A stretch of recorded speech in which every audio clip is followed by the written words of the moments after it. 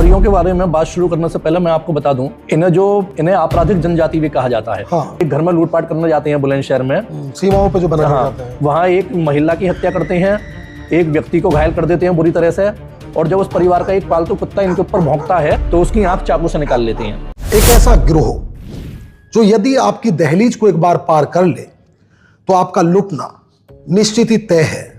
इतना ही नहीं, यदि आप उस घटना का विरोध करते हैं तो फिर आपको कत्ल जैसी जघन्य वारदात का सामना भी करना पड़ सकता है।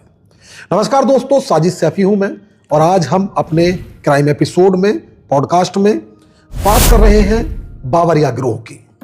वो गिरोह जो न केवल लोगों को लूट का निशाना बनाता है बल्कि कत्ल जैसी खौफनाक वारदातों को अंजाम देने में भी गुरेज नहीं मानता। कहानी की शुरुआत करें उससे पहले मैं आपका परिचय करा दूं। हमारे साथ हर बार की तरह senior crime reporter Kapil Gaur ji हैं। नमस्कार कपिल जी, बहुत स्वागत है आपका। धन्यवाद। बावरिया गैंग की आज हम बात कर रहे हैं जी। आपकी 25 साल के तजुर्बे में आपने कई बार बावरियाओं की गई घटनाएं कवर की हैं जी। कई बार उन पर लिखा है। ये जो बावरिया गैंग है कपिल जी, इसका काम करने का, इसकी जो कार्य प्रणाली है, मॉडस ऑपरेंडी है, वो क्या है, कैसे ये काम करता है? साजिद जी, बावरियों के बारे में बात शुरू करने से पहले मैं आपको बता दूं, इन्हें आपराधिक जनजाति भी कहा जाता है। हाँ। जहां तक मेरी जानकारी में है, ये पुराने जमाने में, मतलब कि अंग्रेजी शासन काल में, ये जंगलों में रहते थे। और जंगलों में ये अपना खेती बाड़ी वगैरह करना, जो भी कुछ कर सकते थे, ऐसा खाते पीते थे। और जो राहगीर गुजरते थे जंगलों से, मुसाफिरों को लूट कर उनकी हत्या कर देते थे। कई अंग्रेजों की भी हत्या हुई थी बावरियों द्वारा। तो अंग्रेज इनसे इतना परेशान हो गए, उन्होंने इन्हें क्रिमिनल ट्राइब्स यानी कि आपराधिक जनजाति में सूचीबद्ध कर दिया। भारत आजाद हो गया, अंग्रेज चले गए, लेकिन इनका नाम क्रिमिनल ट्राइब्स की सूची में पड़ा रहा कि ये आपराधिक जनजाति हैं। अब कोई भी बड़ी वारदात होती थी, कारण उसका इनकी जो वारदातें करने की आदतें थी, वो नहीं, मतलब जो आदत अपराध एक्चुअली में जब इन्हें क्रिमिनल ट्राइब्स घोषित किया गया तो ये समाज में सबसे निचले दौर पर पहुंच गए, हाशिए पर चले गए, समाज से कट गए। ना तो इनकी शिक्षा की ओर ध्यान दिया गया, ना सरकार द्वारा ये सोचा गया कि इस समाज का उत्थान किया जाए। जैसा सरकार का एक प्रयास रहता है और एक जिम्मेदारी होती है, योजनाएं लाई जाती हैं कि समाज के निचले वर्ग को भी उस योजना का लाभ मिल सके। लेकिन इन्हें चूंकि क्रिमिनल ट्राइब्स में ये सूचीबद्ध थे, तो इन्हें सरकार की किसी योजना का लाभ नहीं मिला और ये लगातार हाशिए पर रहे।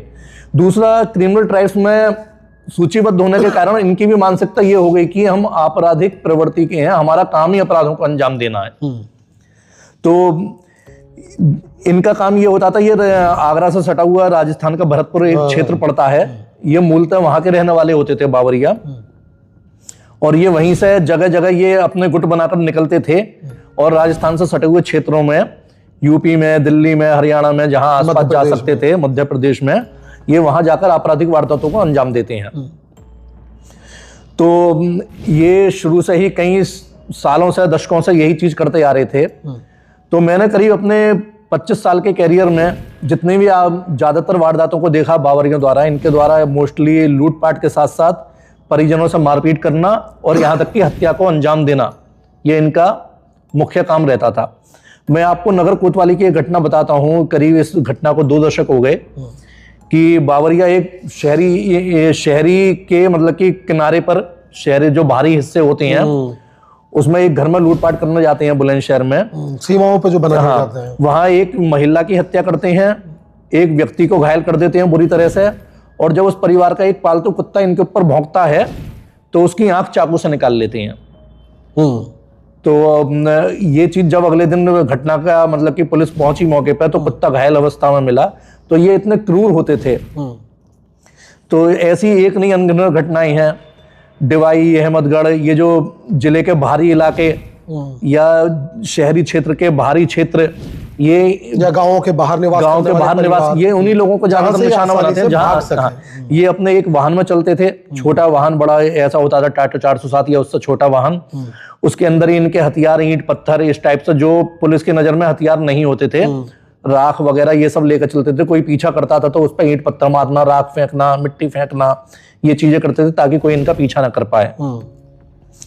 शुरू में ये हथियार वैसा नहीं रखते थे, तमंचे वगैरह इन्होंने बाद में रखना शुरू किया।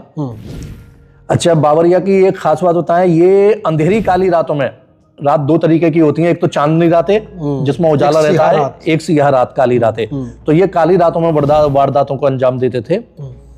और बावरियों के बारे में एक इनकी रस्म होती थी कि इनके परिवार में शादी तब होती है जब कोई लड़का आपराधिक वारदातों को अंजाम देता था। कि वो 1 या 2 मंजिल चढ़ने में सक्षम हो, उसने कोई लूट या डकैती को अंजाम दिया हो, दीवारें कूद सके, तो ये मानते थे कि हाँ, ये हमारी बेटी को पाल सकता है। अच्छा। तो इनके परिवार की महिलाओं के भी वो अलग होते थे। ये दिन में गलियों में घूमते थे, ये शहर के किनारे डेरे बनाकर रहती हैं और ये दिन में शहरी के गलियों में घूमना, गांव की गलियों में घूमना, सामान बेचना, छोटा मोटा सामान, और घरों की रेकी करना, पहचान करना कि इस घर में वारदात को अंजाम दे सकते हैं। महिलाएं दिन में ये काम करती थी, रात में पुरुष उन स्थानों पर, चिन्हित स्थानों पर वारदातों को अंजाम देते थे। तो ये बड़ी क्रूर स्थिति थी। तो साजिद जी, करीब इनका कई दशकों तक आतंक रहा। 2017 में भी कहते हैं बुलंदशहर में जो लगातार डकैती की वारदातें हुई जी, जिनमें ककोड़ थाना क्षेत्र में सबसे ज्यादा वारदातें हुई, और तत्कालीन एसएसपी जो मुनिराज जी वो खुद ककोड़ में पहरा देने के लिए मजबूर हुए। ग्रामीण इलाकों में न केवल चौकीदारों को तैनात किया गया, सक्रिय किया गया, मुखबिरों को, खबरियों को लगाया गया, बल्कि कहते हैं कि एसएसपी खुद भी रात में ककोड़ थाना क्षेत्र में जाके पहरा देते थे। तो एक बात तो ये है। दूसरी बात ये है, उस वक्त भी बावरियों का नाम उभर के सामने आया था जी। जिस गैंग द्वारा वो डाके डाले जा रहे थे, कहते हैं कि एक घर में जब वो डाका डालते थे तो अपनी चप्पल वहां छोड़कर पीड़ित परिवार की चप्पल उठा ले जाते थे जी, और दूसरी जगह वारदात करने के दौरान उस परिवार की चप्पल वहां छोड़ के और जिसको ये शिकार बनाते थे उसकी चप्पल ले जाते थे। क्या बावरियाओं से ही पूरा ताल्लुक रहा? उसका एनकाउंटर भी हुआ उसमें बावरिया का नाम जी। इनके कुछ रीति रिवाज होते थे। उससे पहले मैं बताऊं, जो आप बता रहे हैं मुनिराज सर की बात है, तो ये सन 2017 में ककोड़ में, अहमदगढ़ में 3-4 डकैती की बड़ी बड़ी घटनाएं हुई थी और उसमें 2 हत्याएं भी हुई थी। तो बावरियों के आतंक के चलते कई दशक पहले ग्राम सुरक्षा समितियों का गठन किया गया था, जिनका काम ये होता था कि वो रात के वक्त गांव में पहरे देती थी और हर समय गुट उनके बने रहते थे, 8-10 लोग लाठी डंडे। बोलचाल में इनको सरिया मार गिरोह भी कहते थे, क्योंकि सरिया भी रखते थे। ये इनके बावरियों के 2 गुट होते थे। एक तो वो होता था जो हत्याओं को अंजाम देता था, और दूसरा होता था कच्चा बनियानधारी गिरोह, जो तेल लगा के शरीर पर तेल लगा के कच्चे बनियान में रहते थे। और वो उन वारदातों, उनमें वो हत्या, कच्चा बनियान वाला हत्या नहीं करता था ज्यादातर, और जो दूसरा गुट होता था मेन, वो हत्या करने में माहिर था। तो पुलिस ने जब 2017 में पुलिस ने जांच करी उन डकैती की वारदातों की, तो अलीगढ़ के 2 बावरियों के नाम सामने आए, राजस्थान के बावरियों के नाम सामने आए। तो जिला पुलिस ने घेराबंदी करके 2 बावरियों को एनकाउंटर में मार दिया, ढेर कर दिया था। एक बावरिया अलीगढ़ में मारा गया मुनिराज जी के समय में, जब वो मुनिराज जी अलीगढ़ के एसएसपी थे। तो उसके बाद बावरियों का आतंक धीरे धीरे कम होता चला गया, कानून की सख्ती के चलते। अच्छा, आप जो बता रहे हैं कि चप्पल लेने, ये इनके कुछ रीति रिवाजों में शामिल होता था। या चुनौती पुलिस को देना मान सकते हैं, पुलिस को चुनौती देने की हम ही ये मानते थे साजिद जी कि जब भी अपराधों को अंजाम देने के लिए निकलते थे तो ये उससे पहले पूजा करके, जो इनके इष्ट देव होते थे उनकी पूजा करके निकलते थे। उसके अलावा इन्हें उस घर में जाकर कुछ ना कुछ खाना जरूर होता था, शौच भी करना होता, शौच भी करते थे वहां पर आंगन में, उस आंगन में शौच करते थे जहां घटना करते थे।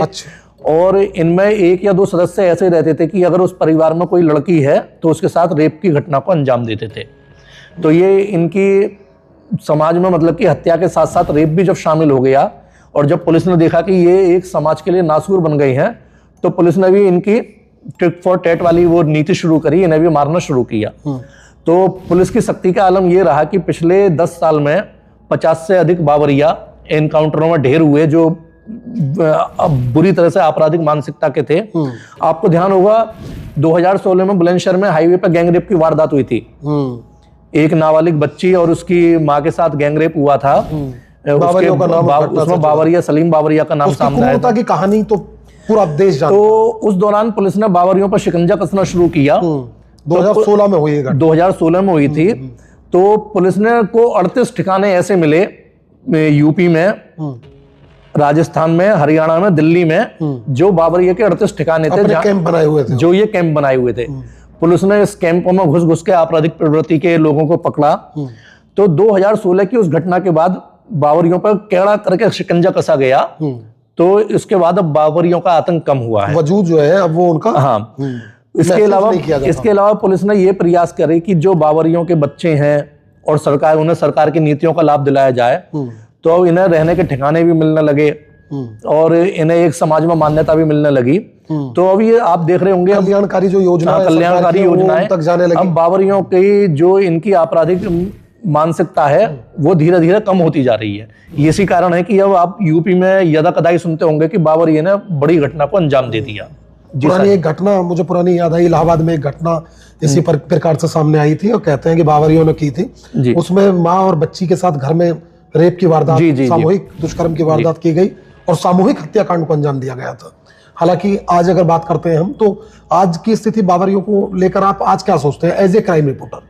देखिए, बावरिया अब पहले से बहुत सुधार है। पहले ये होता था कि पुलिस जैसे ही ठंड का मौसम शुरू होता था तो पुलिस को एक कार्य योजना बनानी पड़ती थी, क्योंकि ये ठंडी रातों में और अंधेरी रातों में घटनाओं को अंजाम देते थे। वो स्टेशन के आसपास के गांवों में वारदात, ये रेल की पटरियों से आते थे, किसी ट्रेन में बैठ के जो आई और कोई जाने वाली ट्रेन होती थी, वारदात अंजाम देकर दूसरी ट्रेन से निकल गए। तो बाकायदा इनका ये रहती थी कि एक शहर से दूसरे कस्बे पहुंच गए, दूसरे से तीसरे में पहुंच गए। सर्विलांस भी इनको ट्रेस ना कर पाए। हाँ, ये मोबाइल रखते ही नहीं थे, मोबाइल नहीं रखते थे, सीसीटीवी से क्योंकि शहर के बाहरी इलाकों में होते थे तो वहां सीसीटीवी भी नहीं होते थे। उस समय तो वैसे भी नहीं होते थे। अब पिछले 2-3 सालों से सीसीटीवी का ज्यादा हुआ है। सरकार प्राथमिकता देती है और पुलिस भी लोगों से अपील करती है कि कैमरे लगवाएं। जी, तो ये बहुत फर्क पड़ा है पहले से।